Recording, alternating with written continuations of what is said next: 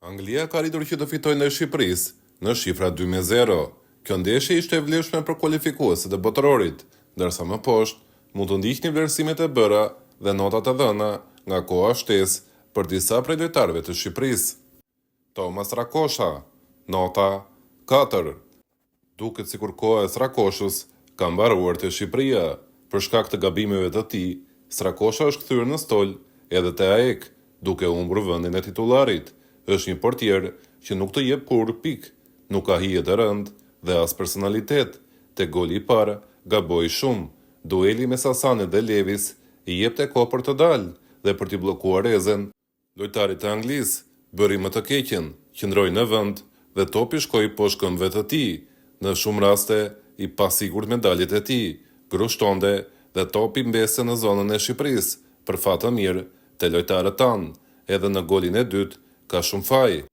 Ajeti mban topin në kontroll dhe kërkon Srakoshën që ta fifi atë, pasi ngafje në dalje që Srakosha kishte bërë duke gjetur kokën e Harry Kaneit në vend të topit, por Srakosha nuk e kishte marrë ende veten nga ajo gaf. Bën edhe një të dytë, qëndron gjatë dhe nuk e kupton Ajetin. Më pas Harry Kane bën presion te Ajeti dhe goditje nga këndi. Nga ajo goditje nga këndi dhe vazhdim me aksioni, do të vinte edhe goli i dytë i Anglisë. Me Srakoshën në port, Shqipëria nuk ka kurrë qetësi. Arlind Ajeti, nota 6.5. Bisha e mbrojtjes së Shqipërisë. Të gjithë do të kujtojnë golin e Harry Kane, por na aq shumë topa që depërtuan në zonën tonë. Dhe në të paktën 80 minuta të lojës që po zhvillohej vetëm në portën tonë, ishte Ajeti që po hiqte çdo top nga zona, me këmbë, me kokë, me se të mundej dhe gjithmonë me sukses.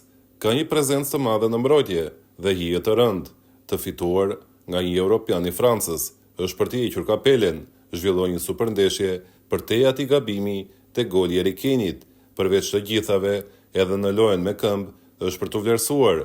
Në ato pak aksione që po krijonim, kishim si regjisor Arlind Ajetin. Berat Gjimshiti, nota 7. Pa Gjimshitin, Shqipëria ka të vështirë të mbijetojë.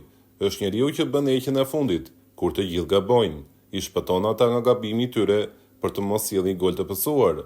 E shënoi një gol në Wembley, mund të quhet i tillë, ndërhyrja kur Harry Kane me portën e boshatisur goditi dhe Gjimshiti u hodh para portës duke nxjerrë topin jashtë, jo vetëm si mbrojtës, por sot Gjimshiti ka rezultuar një portier më i mirë se sa Thomas Rakosha.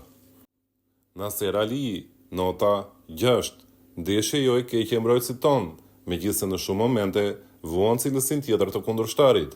Është si krahasimi Çalhanoğlu Aslani te Interi, merr disa kritika pasi duhet të mbuloj vendin e Mario Mitajt, që në fakt është pamundur. Ndryshe nga më parë, mungonte Mario Mitaj, që si mbrojtës krau, merr topin i vetëm dhe niste një aksion te Shqipëria në rolin e regjisorit. Kristian Aslani, nota 5.5. Nuk ishte kjo ndeshja e Aslanit. Kristiani duhet të largohet me patjetër nga Interi, që të japi më shumë kontribut me kombëtaren. Në momentin kur Shqipëria kontrollon lojën dhe sulmon kundërshtarin, Aslani është arma jonë më e madhe në ekip, por në momentin që ne jemi në një presion të lartë nga kundërshtari, Aslani në asnjë moment nuk ngrihet dot në një lartësi më shumë se sa të tjerët. E vuan pa e shumë presionin e madh, madje në disa momente bën edhe gabime që mund të rezultojnë fatale nga qetësia e madhe. Ndikohet shumë nga presioni dhe cilësia e lojtarëve që kishte përpara tij. Mjafton të përmendim Bellingham, pa i hyrë të tjerëve. Aslani kërkon qetësi që të shpalos repertorin, por në futboll askush nuk të lë të qetë që ti të bësh atë që dëshiron. Yasir Hasani, nota 6. Duke hequr golin e parë, bën gjithçka mirë në vazhdim. Nëse në krahun e Bajramit jemi me një lojtar më pak, në krahun e Hasanit jemi me lojtarin që ndodhet në formacion. Kthehet shumë në mbrojtje dhe ndihmon Ballion me dublime. Njëkohësisht ka dhe kontrollin e topit që në ato pak dalje e bën Shqipërinë të avancojë më para.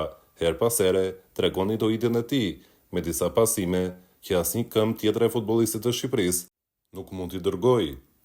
Janë një e pazakontë në vetë arkimin që merr topi dhe këtë mund ta bëj vetëm me majta e Yasir Hasanit. Ndeshje pozitive do shkohet nga episodi si Ajeti. Nedim Bajrami, nota 4.5. As në qiell dhe as në tokë. Kështu mund të përshkruhet ndeshja e Nedim Bajramit. Silvinjo na thot se në ata krah nuk mund të luajë Erber Hoxha dhe Ernest Muçi, se nuk ndihmojnë shumë në mbrojtje, por Bajrami as nuk mbron dhe as nuk sulmon. Pavarësisht se është më i dobët në dukje fizikisht, Hasani në krahun tjetër bën një punë 10 herë më të madhe se Nedim Bajrami. Bajrami nuk shihet kur në një duel të vërtet të fituar në mbrojtje, ndërsa në sulm nuk ekziston. Në pjesën e parë nuk ra kur në kontakt me topin, një gjysmë note për 2 raste dhe driblime të dala me nisje në pjesës së dytë, por pastaj sërish i fikur. Një ndeshje e mirë e Bajramit e Shqipëria tani po shihet akoma edhe më radhë.